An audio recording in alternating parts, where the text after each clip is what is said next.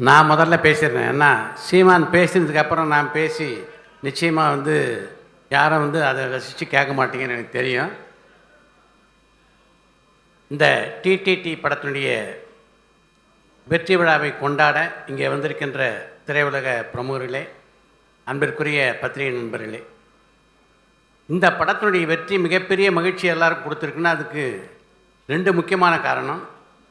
ஒன்று, மிக அதிகமான பொருட்செலவில் எடுக்கப்பட்டு வெற்றியை குவித்த படம் இல்லை, அது முக்கியமான காரணம். 2வது, இந்த படத்தினுடைய தயாரிப்பாளர் யார் என்பது.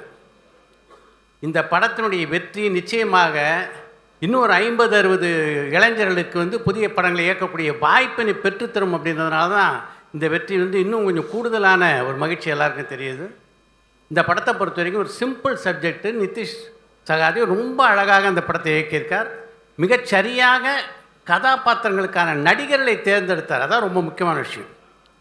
ஜீவாவை பொறுத்த வரைக்கும் இந்த படம் அவருக்கு ஒரு பெரிய ஒரு மறுமலர்ச்சி அப்படின்னு தான் சொன்னால், அவருடைய கதாபாத்திரம் சரி, அந்த ஹேண்டில் பண்ண விதம் இருக்குல்ல, ஜீவா வெரி குட். ரொம்ப எக்ஸ்ட்ரானரியாக பெர்ஃபார்ம் பண்ணியிருந்தார். ரொம்ப இயல்பாக இருந்தது படம் பார்க்க.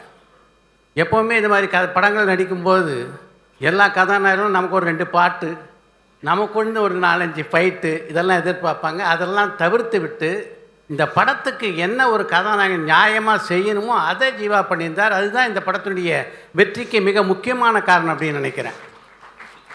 2வது, கதாபாத்திரங்களுக்கான நடிகர் தேர்வு. ஒரு பக்கம் இளவரசி எப்படிப்பட்ட நடிகர் அப்படின்றது எல்லாருக்கும் நல்லா தெரியும்.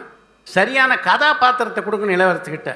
கொடுத்தா அதுக்கப்புறம் அவர் பார்த்துக்குவார் மிச்சத்தை. அதே மாதிரி இன்னொரு பக்கம் தம்பி ராமையா, 2 பேரும் மிக அழகாக இந்த கதாபாத்திரத்தை ஹேண்டில் பண்ணியிருந்தாங்க. இந்த படம் டிடிடி.